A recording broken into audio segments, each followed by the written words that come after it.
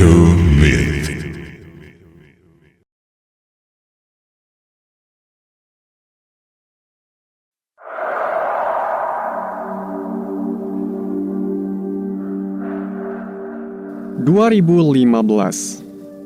Warga di pesisir Kampung Pucuk, di pesisir timur, ramai sore itu. Seorang anak berusia 12 tahun, bernama Danang, dikabarkan hanyut dan tak ditemukan.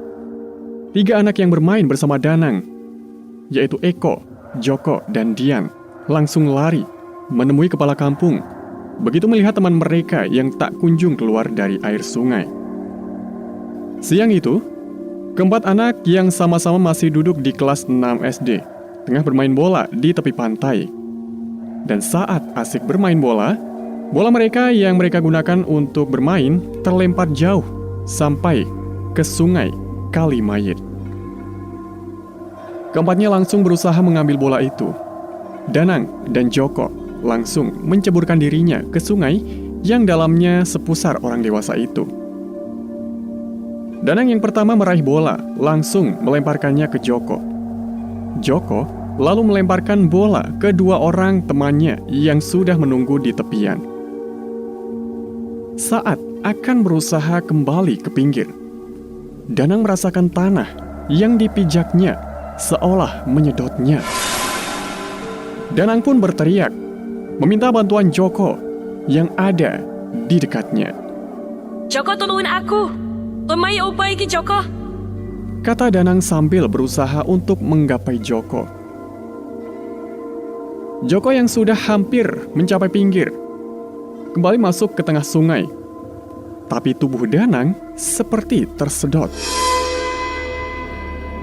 Dia semakin ke tengah, lalu mendadak entah dari mana asalnya, debit air sungai mendadak naik.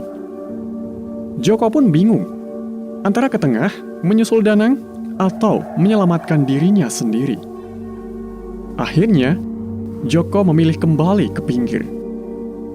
Dia sempat melihat tangan Danang melambai 2 kali, sebelum akhirnya kepalanya ikut hilang bersama dengan arus sungai.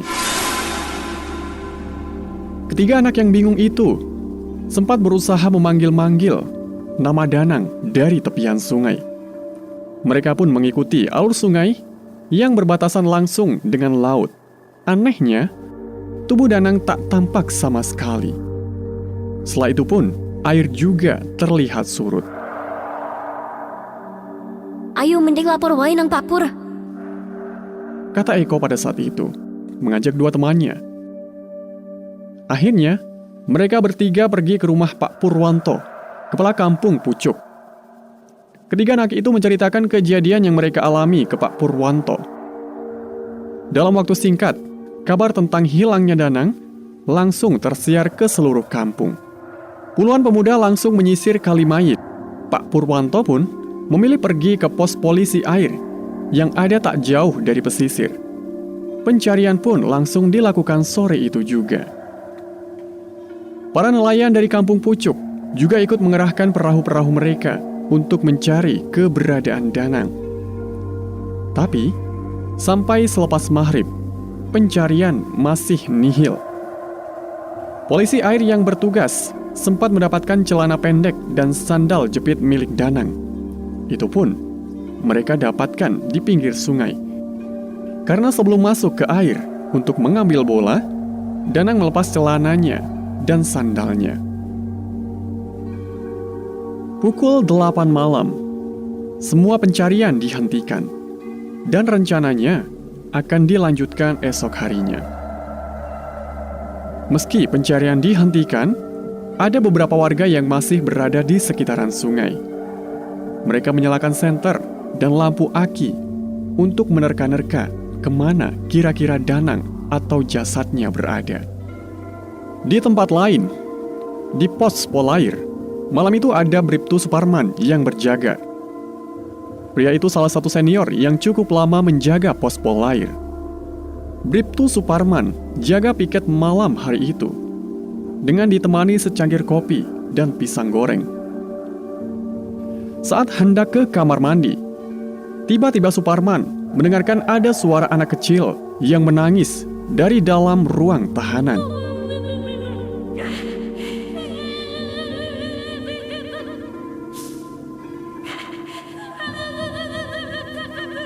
Suparman mengira suara itu berasal dari maling atau penjahat yang ditangkap sore atau siang tadi.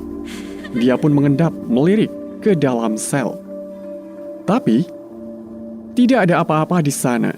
Hanya ada sebuah celana pendek basah dan sandal jepit.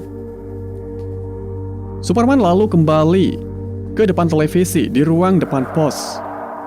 Dia kembali menikmati siaran berita dari televisi yang gambarnya setengah buram. Belum ada 10 menit duduk, suara isak tangis kembali terdengar. Bulu kuduk Suparman kali ini berdiri, dan waktu sudah menunjukkan pukul 11 malam. Sudah tidak ada lagi kendaraan atau orang yang berseliweran di depan kantornya. Artinya, Suparman sendirian berjaga di posnya malam hari itu. Suara tangis itu kembali terdengar, seakan lebih dekat dengan telinga Suparman. Di tengah takut dan penasaran, Suparman kembali mencoba mendekati ruang tahanan. Langkah kakinya berjalan perlahan. Begitu melihat ke dalam tahanan, betapa kagetnya dia melihat ada seorang bocah laki-laki yang tengah duduk memeluk dengkul. Tubuhnya basah kuyup, dan karena sadar yang ada di depannya bukan manusia, Suparman langsung lari. Kebetulan 50 meter di depan pos ada warung kopi yang masih buka. Dengan napas terengah-engah, Suparman langsung duduk di depan kursi warung itu. Wonten napa Pak Parman? Tanya Muji, si pemilik warung itu. Ora apa-apa, Ci. Aku njaluk banyu putihane wae. Jawab Suparman.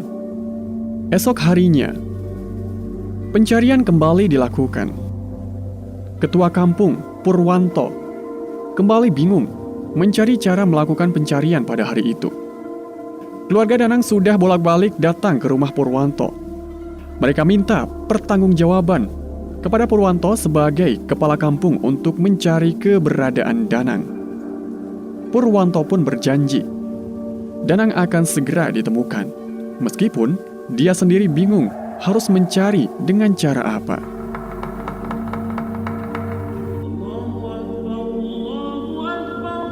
Hingga azan asar, masih belum ada hasil dari pencarian itu. Tim SAR bahkan ikut turun tangan, menyisir garis pantai sampai sejauh 17 km. Tetapi hasilnya masih nihil. Di tengah kebingungannya, Purwanto berjalan sendirian menyisir garis sungai Kalimayit. Dia melirik sungai yang sebenarnya arusnya tenang-tenang saja. Seolah tak mungkin arus itu bisa menghanyutkan seorang anak. Sambil terus berjalan, Purwanto tiba-tiba teringat Mbah Sarmi, seorang wanita tua yang sudah tinggal sangat lama di tepian Kalimayit. Wanita itu selama ini juga dianggap sebagai orang pintar bagi warga Kampung Pucuk.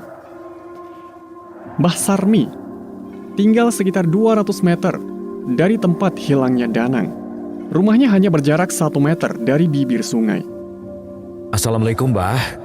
Nuwun sewu.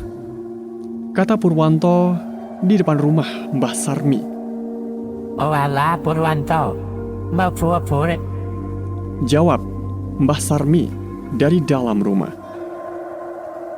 Purwanto sedikit terkejut. Meski sudah lama menjadi ketua kampung, tetapi dirinya memang jarang bersinggungan dengan Mbah Sarmi. Dia terkejut karena Mbah Sarmi bisa mengenalinya hanya dari suara saja. Di dalam rumah, Purwanto langsung menceritakan kebingungannya. Dan di luar dugaan, Mbah Sarmi seolah-olah sudah tahu tentang semua itu. Singkat cerita, Mbah Sarmi mengatakan jika Danang sudah meninggal. Saat ini, jasadnya masih dipegang oleh makhluk penghuni Kalimayit. Makhluk ini berbentuk mirip manusia dengan tubuh yang besar, tetapi kepalanya menyerupai buaya. Makhluk ini tinggal sudah lama. Mbah Sarmi juga bercerita di era pembantaian tahun 65, sungai itu sempat menjadi tempat pembuangan mayat-mayat.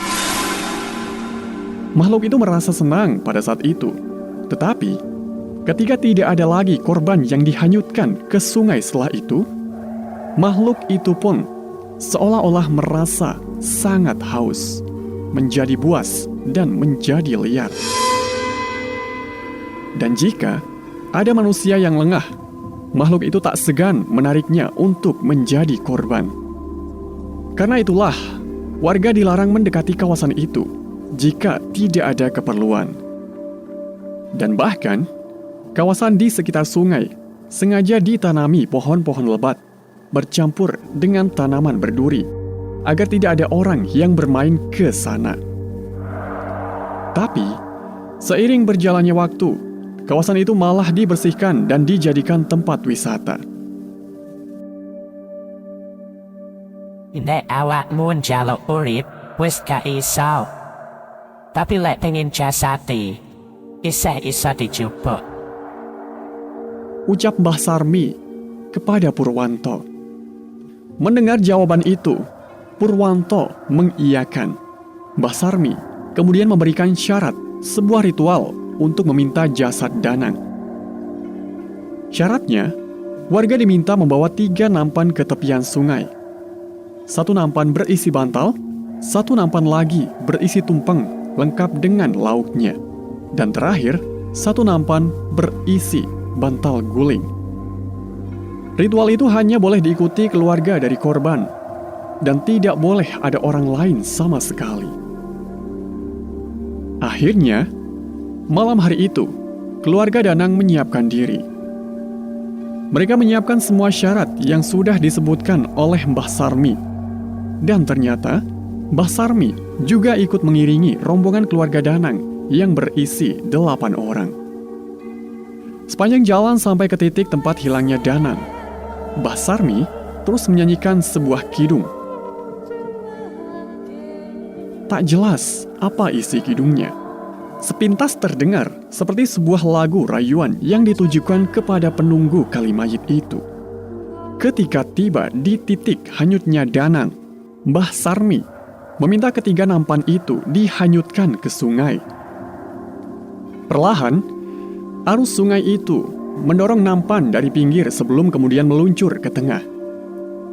Sesampainya di tengah, 3 nampan itu seolah berputar. Lalu tiba-tiba muncul gelombang kecil yang membalik semua isi nampan. Anehnya, nampan yang muncul dari gelombang dalam keadaan kosong. Padahal, ada bantal dan guling yang seharusnya terapung di atas air. Wis enteni wae, sesuk danan bakalit balik. Kata Mbah Sarmi kepada keluarga Danang. Malam itu semuanya kembali pulang. Tak ada pencarian lagi seperti hari pertama. Keluarga menunggu kabar seusai apa yang dikatakan Mbah Sarmi. Esok harinya, sekitar pukul 5 pagi, kepala kampung Purwanto dibangunkan oleh salah satu nelayan yang tinggal di dekat rumahnya. Ternyata Danang sudah ditemukan dan sedang dijemput oleh keluarganya. Purwanto yang tak sabar langsung menyusul keluarga Danang. Ternyata Danang ditemukan sekitar 2 km dari pesisir dekat sungai Kalimayit. Yang menemukannya adalah seorang nelayan tua yang baru saja berangkat melaut. Dia kaget karena lambung perahunya seolah ditabrak dari beberapa sisi. Dan saat diperiksa, ternyata yang menabraknya adalah jenazah seorang anak laki-laki. Tubuhnya hanya mengenakan celana dalam posisi terlungkup.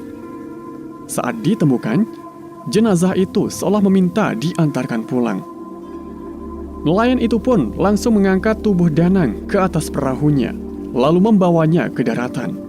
Dan pagi itu, Danang pulang kembali ke rumahnya, sesuai dengan janji Mbah Sarmi.